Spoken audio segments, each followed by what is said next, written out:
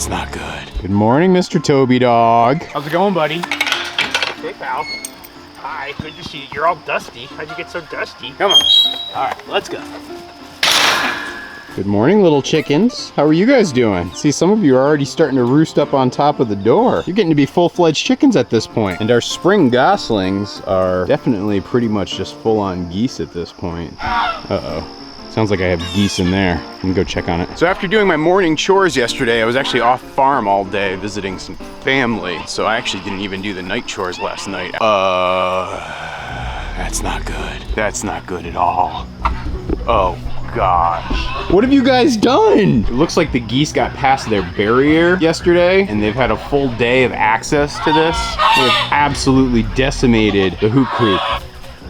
Oh, Abby, you're gonna just add insult to injury? Really? So, for those of you guys who are not familiar with the plan, I have been saving this entire space all summer because the intention was I was gonna be growing oats and buckwheat and pumpkins in here so that when the winter comes, I can bring all my ducks and geese inside the hoop coop and they'll have feed for the winter ready to go. But it looks like some wayward teenage geese have absolutely decimated things here. I'm pretty certain this crop is never going to recover. Holy smokes. They have destroyed nearly everything.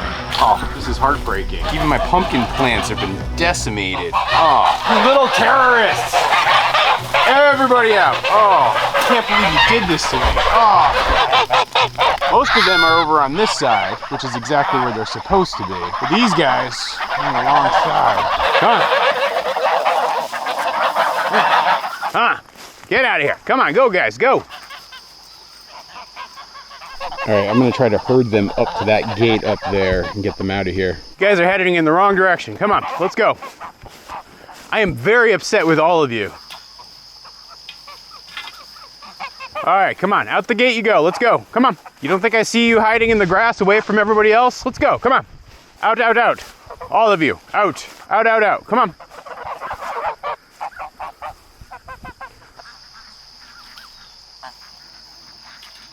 Come on, you guys, get out of here. Ram. All right, Flashlight, I'm gonna deputize you and I need your help with the roundup because we have a whole bunch of geese to move to a whole new pasture. Come on, you guys, let's go.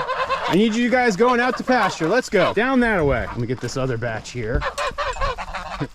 Molly's like, I don't want anything to do with that. Come on, you guys. Let's go. We're all going this way. Come on. Oh, they've all decided to camp out in the pond for a minute. Well, enjoy it. This is going to be the last time you have pond privileges. Of course, now I have to get them out of the pond, which is never easy. Yeah, out of the pond. Let's go. Come on. They're not going anywhere anytime soon. Let's get this next batch. Got some strays wandering through here. So as you guys can see, though, this pasture is pretty well eaten down. I've got goldenrod, Queen's Anne's lace. That's about it. Come on. Let's go, little one. Come on, Abs, I need your help. All right, and we'll keep these guys in the corner. I don't know, maybe I should just bring this batch into the next pasture. I'm gonna open up this gate, funnel these goslings through this gate. Abby, come. Come. Good girl. Good job, Abby. Good job. All right, we got the first batch mingling with the adults. The adults are not gonna like them. They'll be okay. Now you guys might be seeing the older geese pick on the younger geese and wondering what's going on. That's essentially just them reestablishing a pecking order because they have new geese in the mix. Because there's so much space out here, I'm not too worried about any real violence happening, but it's gonna be a little bit loud and a little bit chaotic. When I first started raising geese and I'd hear all of this chaos whenever I introduced a new goose, I would get concerned. At this point, I just know it's part of the job. Toby Dog knows it's part of the job too.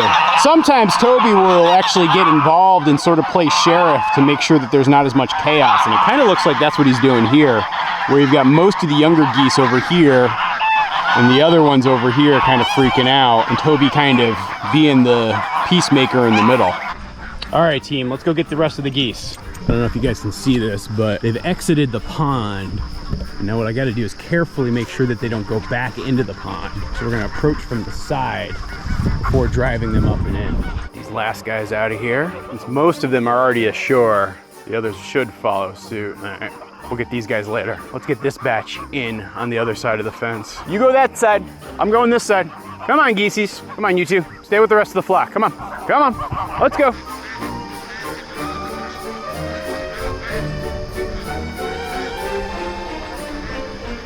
We'll let Abby keep those guys in that corner. We're gonna gather up the last remaining few over here. let's go. Come on, come on. Hey, where are you going? Stick with your flock. Come on, come on.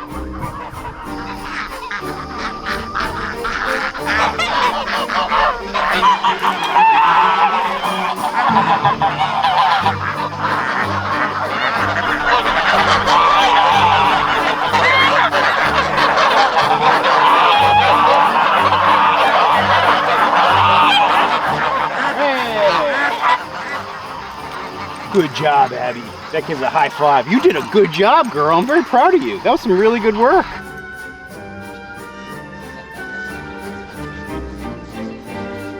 So this group of goslings right here seems to have settled in quite nicely. The rest of them are down there mixing it up with the adults. I think what I'm gonna do is actually pour some water and put out some food and give everybody a chance to get reacclimated and adjusted. So ducks, what do you think about all this goose belligerence going on up in here, huh? You're not sure what to make of it all. Yes, ducks, while they are messier than geese, are also a lot more peaceful and less belligerent. At least that's been my experience. So the older geese have figured out long ago that they can steal food from the ducks. And so that's what you see going on here. The younger ones who've been living down in the lower pasture are just so used to eating grass that they're happy to get access to just different fresh grass. I do wonder how long that's gonna hold up for though. Hey Bonnie McMurray, how are you doing there, girl? Looks like they knocked their mineral block down the hill. How's it going, Belinda Carlisle? You're growing really well down in this pasture, that's for sure. Very good sign to see. I will probably start trying to breed them next spring. They're getting to be about the size where I'm a little more comfortable, but I'm planning on giving them a few more months. What are you doing there, Belinda? You have plenty of grass up there. You just want the grass on the edge. That's how you roll, huh? Bonnie's just happy to be licking her mineral block. Now let's change up our water supply. So this is going from going to the heifers to the duck water. There we go, running nice and well.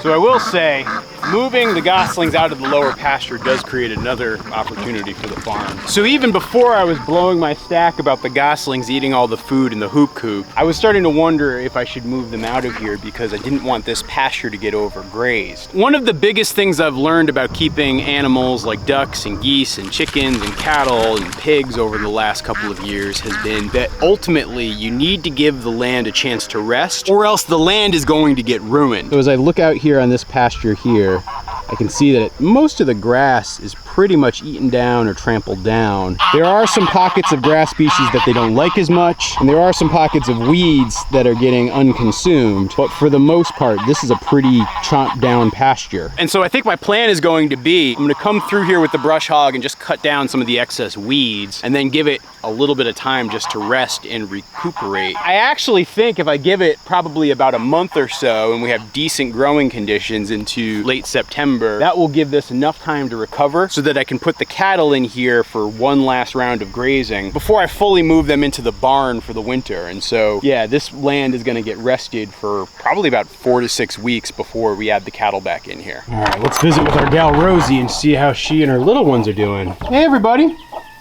how's it going? Those little chicks are growing up nice and big. You're doing a very good job in here, Rosie. Looks like they need some fresh food though.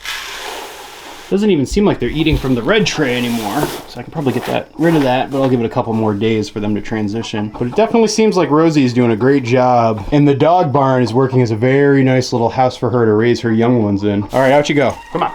Out you go. Don't worry, Abby. You will get this house back before it gets cold. Trust me. Just because I'm still monitoring her leg and making sure she doesn't have problems, Abby's still spending the nights in the house. And Toby Dog really only likes to sleep under the house this time of year. Isn't that right, pal? Abby. Good girl. That's what we would do. Good girl. Toby Dog gets his petting, then Molly can get some of her petting and attention, and then Abby Dog, you can get your petting and attention. Yeah, see, it's still like tender skin, so I gotta be careful there. That's why I'm watching her very closely. I don't know if you guys can see this, But it looks like we have a new weird chicken amongst the weird chickens. Hiding in the grass back there. Let's see if we can't get a closer look. Oh, there it is. That goose, I swear, she has come into this pen pretty much every day for the last month. She sometimes has a Emden friend who joins her, but she usually always comes in here, likes to hang out with the weird chickens, steal their food, and then eventually starts to panic and I have to kick her out. But I think today is gonna be the final eviction of this one.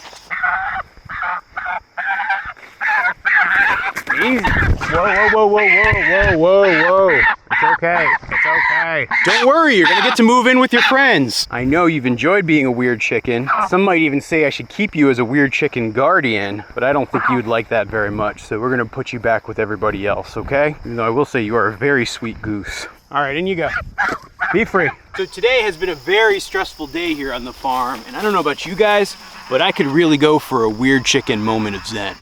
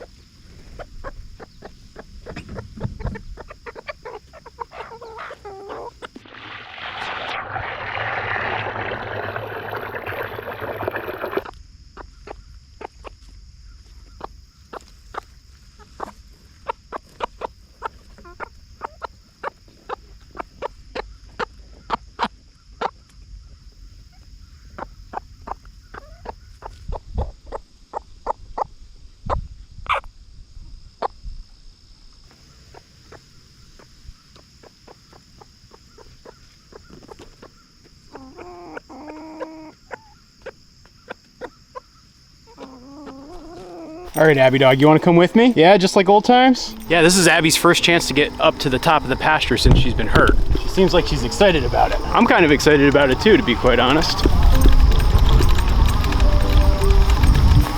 Yeah, she's marking her territory too. Looks like we got some young geese already migrating up to the cattle area. Bonnie and Belinda probably don't even know what to make of it all. By the way, I'm really happy to have my bike back. This was definitely my favorite tool purchase of 2023, no doubt about it. Come here, Abby. Come on, Abby dog.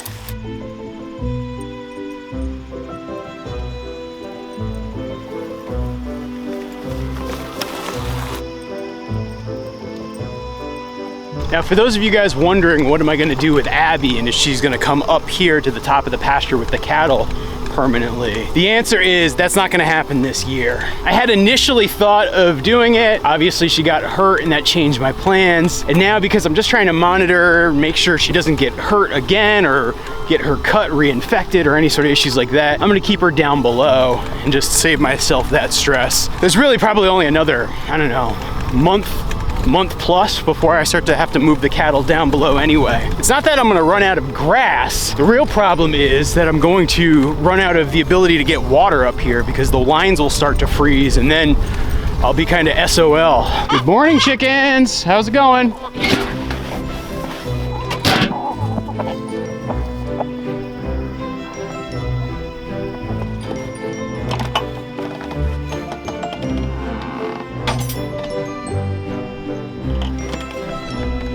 I always pick the eggs up in the evening, particularly on evenings when I gotta move this. And tonight, I'm actually moving the chickens to fresh pasture, right over to where the cattle are.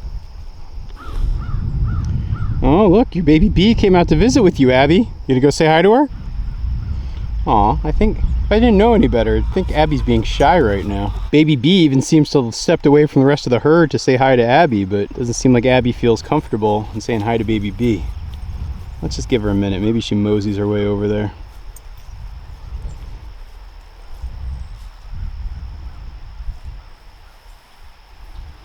Baby B is definitely bigger than Abby at this point. I don't know, Abby. It looks like she head faked you.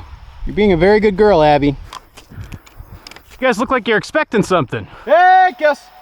Come on, Gus. Hey, Gus. Come on, Gus. Fresh grass, come on. Hey, Gus. Come on, fresh grass, come on. What's up, Macho Man? You don't want to eat the fresh grass? You want to eat that ragweed instead? Go join everybody else.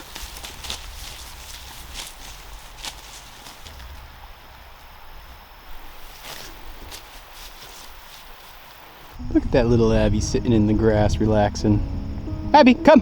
You know, Abby, I gotta say, I'm very impressed with how you've been behaving lately. Yeah, you're a good sweetheart. Yes, you are. By the way, if you guys notice, I've got my Lady Abington t-shirt on in green today. It's available down below if you want to get your own. You know, although this has been a very frustrating day, and I'm very, very disappointed in myself for letting my entire winter experiment get destroyed. Being up here in the mist with the cattle and Abby and just doing my chores, I still can't picture anything else I'd rather do. And while it seems pretty likely that my great experiment of growing food for the winter for my animals is gonna be a failure this year, I will admit that I do feel a little bit encouraged, because up until that fatal mistake of letting the geese get access to it, things were going pretty darn well in there. And so I'm definitely going to try that experiment for next year. And I don't know, maybe my pumpkins bounce back and I'm able to get at least a little bit of food out of that, and you know, maybe some of the buckwheat survived. And at the very least, I've put like a big cover crop down so that I'm not just having exposed earth, and that will serve as the initial bedding for this winter's bird housing. But sometimes when it comes to farming, you win some and you lose some.